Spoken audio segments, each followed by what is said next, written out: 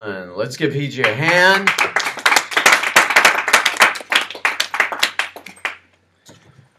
How are you, Hye Jee? Fine. Good. Okay. We are doing a plug. We've got the tank, December 10th, 1 to 5, I think. We're also trying for a after hours club, a media club, something like that. If we can't get into that, I'm just going down with you guys. If you want, zombie free run to Benny. It's a karaoke joint. We can set up some connects there, and it's kind of a largest one. That's the plan. We've got a number of elements, Hye Jee. We have film. We have Shakespeare, Timon of Athens. We have the connects. We have music. I was hoping Chadrick would be here with some more tunes. But today I would like to try this. I asked you to read some Korean poetry not in translation, in the original language. The poem you read before is called what? What's the title? 진달래꽃. What? 진달래꽃. Which means what in English? It's some kind of flower's name. And it's a sad poem. Okay, so here's a little YouTube run on can emotions be translated, and this is important because we're going to try and get that emotion brain cap working, and everyone has a different thought pattern. So the emotions that this thing supposedly reads, it's different on every person. So we have to actually train it in on one person. We're actually going to train it in on me, believe it or not, and so see if we can move the servo motor around. But because we're doing this, I thought it would be interesting just for our live audience and our studio audience to listen to Hye Jee read this sad poem, convey whatever emotion you want. You could be reading it like you're reading the Yellow Pages or a bank statement or whatever. But try and convey some of the meaning in the poem. And here we go.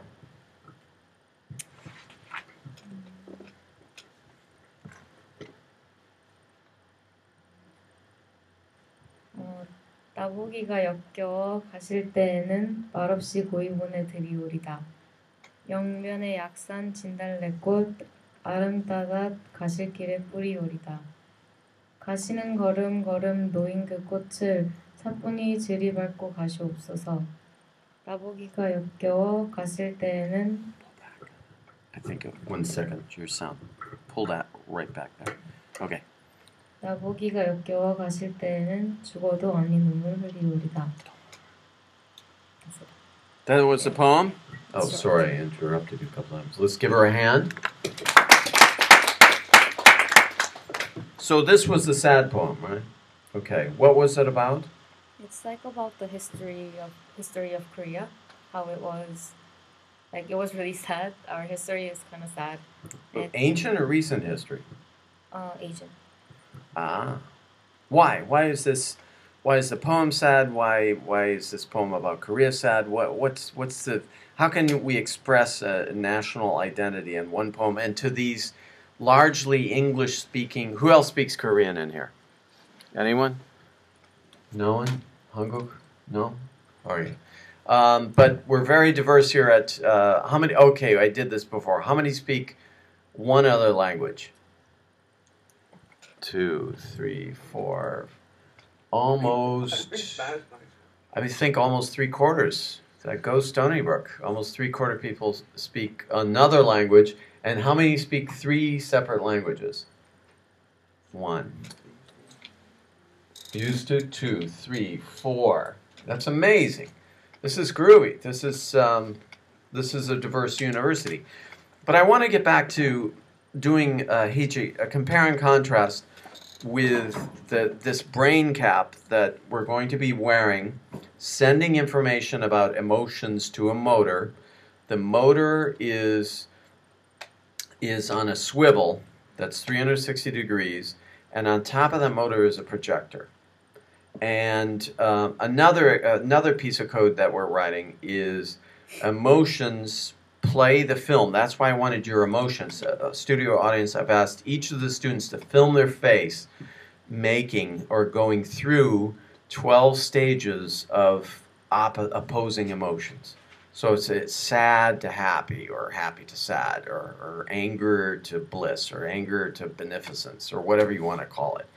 And we wanted ultimately to write a piece of code that would actually stop the film, or try to stop the film somewhere where that emotion might be, according to how we trained it. Now we've got 2 weeks to do this, and this is a lot to be done for the gig, but I think the experiment's worthwhile. Hye Jee, what, you just read this poem, what, is it beautiful in Korean, the poem? Like the words? The meaning, the words. Well, this is a sad poem, so it's not like beautiful. Like, well, sadness can be beautiful, right? Who agrees? Sadness can be beautiful. 1, 2. Okay, Mohammed. Yes, 3. Sorry, I'm forcing everyone's hand. Yes, of course, sadness can be beautiful. Andrew, why? Why can it be beautiful? Yeah. Because if you're sad about something, you care about it a lot, so your emotions are out there. Care. I like that. Care. When we're happy about it, we care too. What are the images in this poem? Images? Yeah. Are they flowers, or what makes it sad? It's like somebody stepping on the flower. And it also says, it talks about some sacrifices that Korean people had during the war, like when Japanese took over. Oh, the 40, 50 years that the yeah. Japanese occupied Korea since 1905, right? Mm-hmm. So does the poet reference Korea as the flower? Do you get the feeling that Korea is this flower or not? I think the flower means like the people, Korean people. Right. And much they sacrifices for the country. Okay. And so what's there's must be a degree of hope in this poem too, right? Or is there? And what's the kernel of that hope? After all these sacrifices, I don't know how to explain this.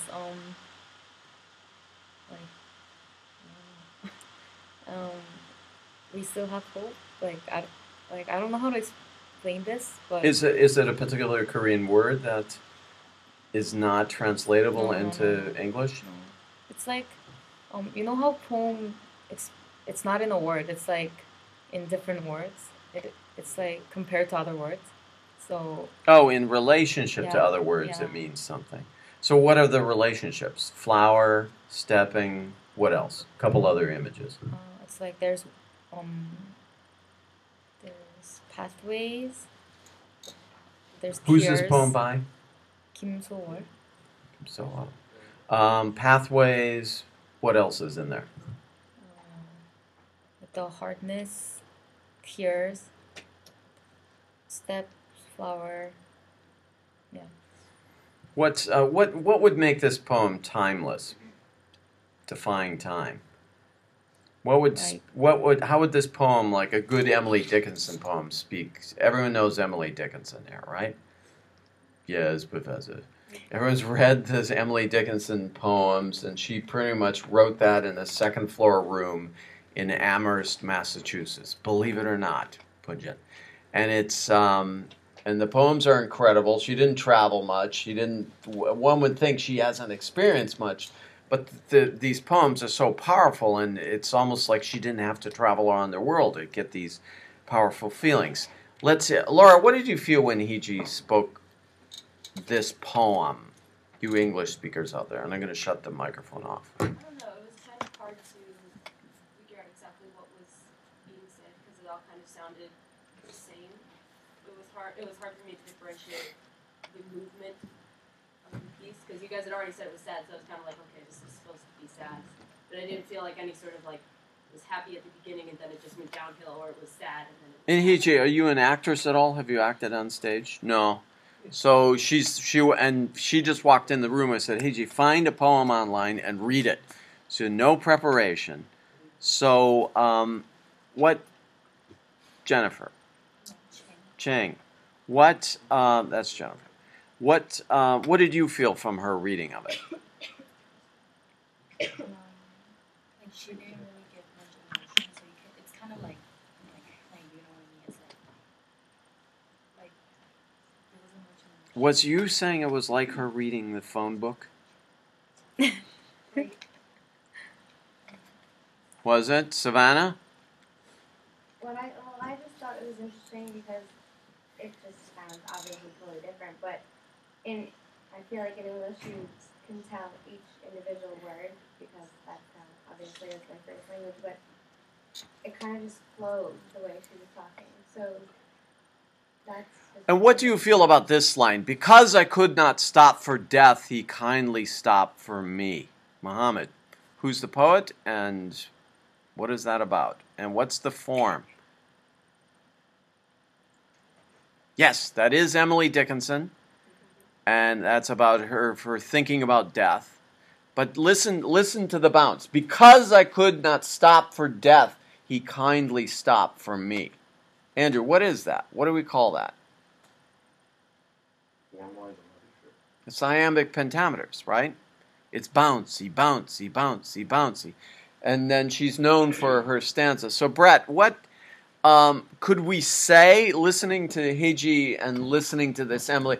I could say, because I could not stop for death, he kindly stopped for me. Because I could not stop for death, he kindly stopped for me. We can give it any emotion. Are you, Brett, are you listening to the words, or when you listen to Hye Jee, did you think, oh, here comes a sad Korean poem? Well, I didn't hear what you said, but... Oh, you were late, right. Yeah. Oh, you didn't hear the poem. I did hear them. I'd say maybe more emotion.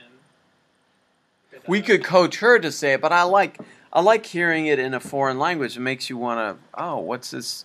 Is this instruction manual for putting together air conditioner, or what is the thing? Sing, what did you feel from her rendition here?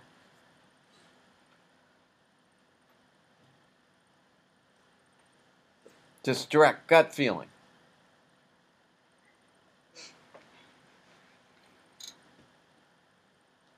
Not going to let you off. Just a word. Give me a word. Gut feeling. Just like everyone else, she needed more emotion, and I was able to differentiate a few words, but there wasn't really much I could understand about the poem. Yeah. It was like that. Sing what language you speak? Punjabi. Punjabi. Give me in Punjabi, because I could not stop for death, he kindly stopped for me. In Punjabi. Can you say it again? Because I could not stop for death, he kindly stopped for me. मैं मौतली रोक नहीं सकिया इसलिए उन्हें खुशी ना मिली रोक लिया. Beautiful. I like it. Let's try another. That's good. Kang. Chinese. Same line.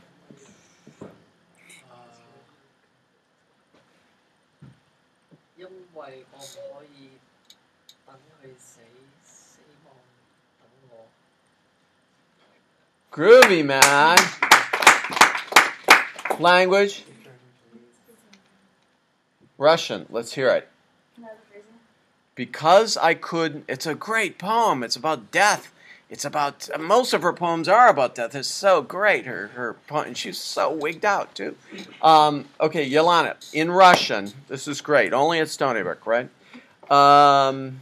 Usually you have to go to Harvard to hear this amount of separate languages. Because I could not stop for death, he kindly stopped for me. Потому что я не могла остановиться для смерти, он остановился для меня. I love Russian, man. Andrew, you knew it was coming. Serbian. Croatian. Oh, shoot. Sorry, Croatians out there. I said Serbian. Croatian. Kako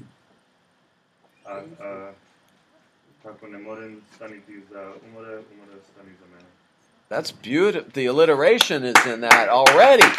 That's almost like English with the alliteration. I love the lilting sound at the end of Russian. And the Punjabi, that's there's some great Punjabi poets, right? Yeah. There's some great, is that Kashmir, they speak Punjabi? No, Punjab. Punjab, okay. That's very beautiful. Who else? Savannah? Danish? Do you know a little Danish? None? Punjab. No. What? What's the language? Urdu? Gujarati. Gujarati? Because I could not suffer deaf, you kindly come. Why? I really don't. All right. Muhammad?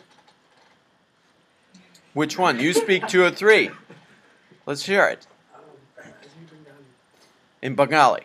Okay.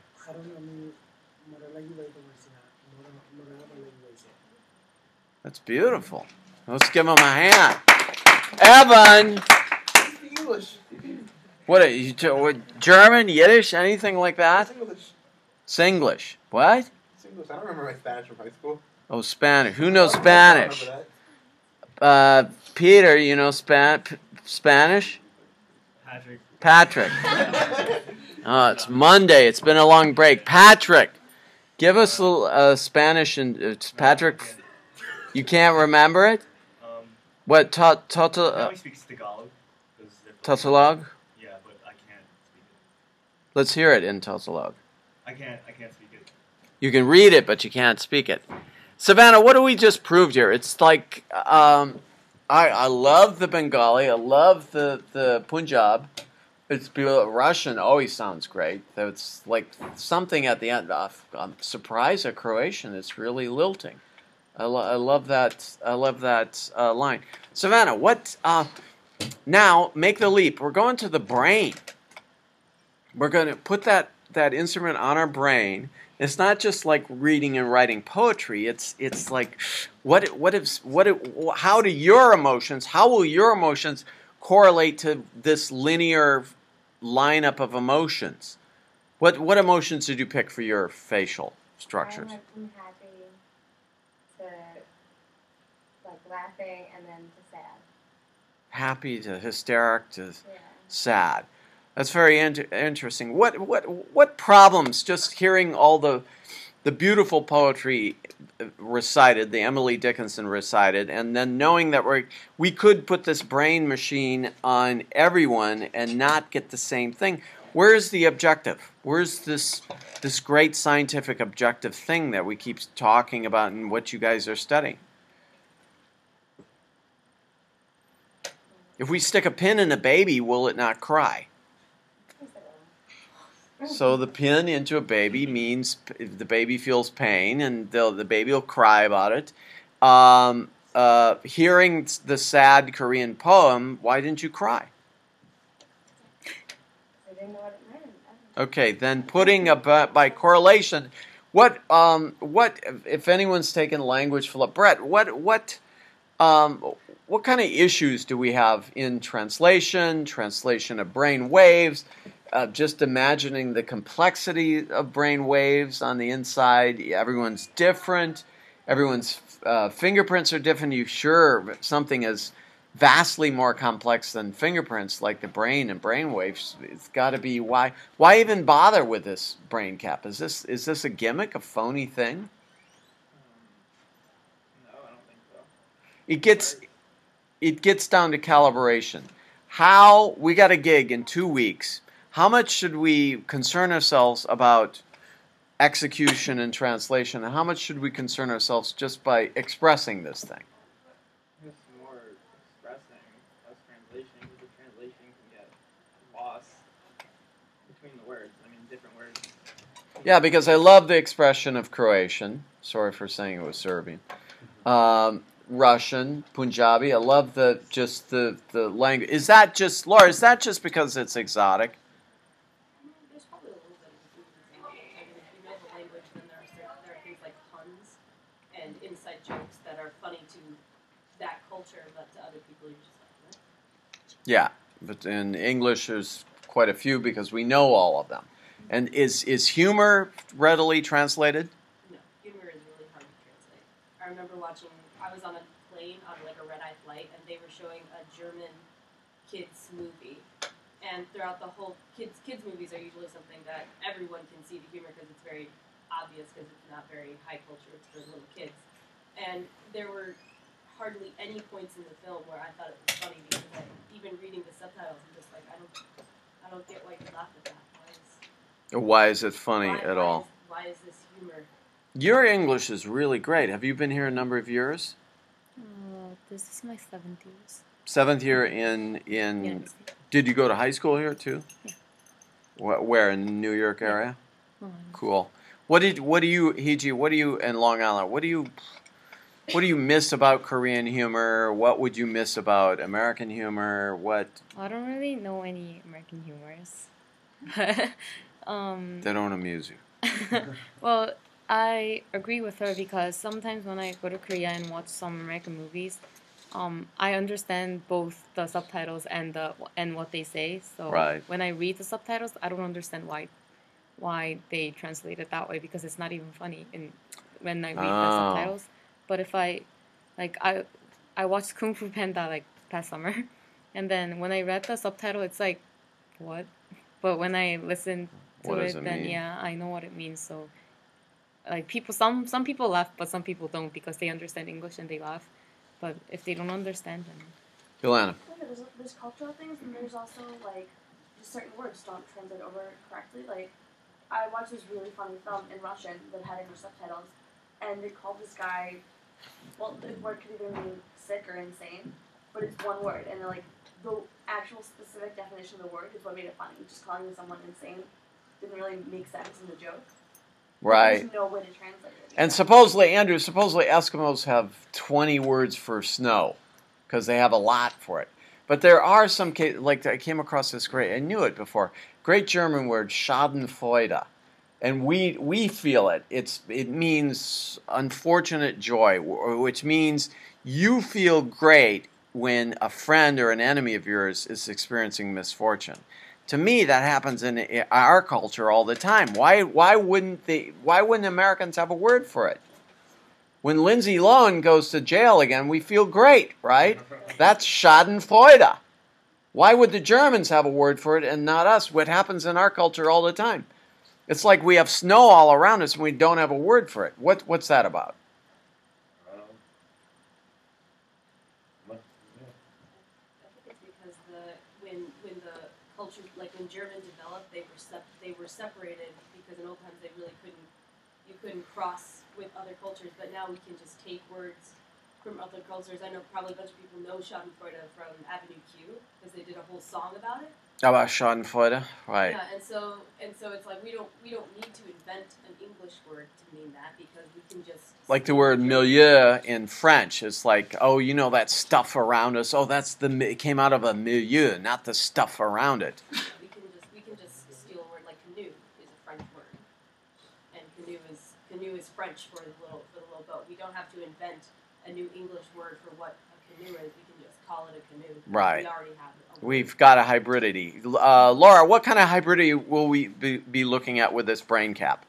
In a way, we're jumping right over language itself and getting around to the weather patterns of the electromagnetic movements of your thoughts. This is wild. There's no intermediary. You know, I love language philosophy. I hope all of you get to take at least a beginning level philosophy course because it's so interesting when you get rid of words. Or you scientists studying anatomy having to put a word on these muscles and you say, why don't I just look at the muscles in a cadaver itself? Why do I need a word for that part? But Laura, what's a hybridity you think we'll confront just by putting the cap on? I think we'll probably discover something like facial expression and the facial expression that shows up on the screen. Because usually when someone's trying to focus really hard on, like, tell someone be happy, the first thing they do is change their face.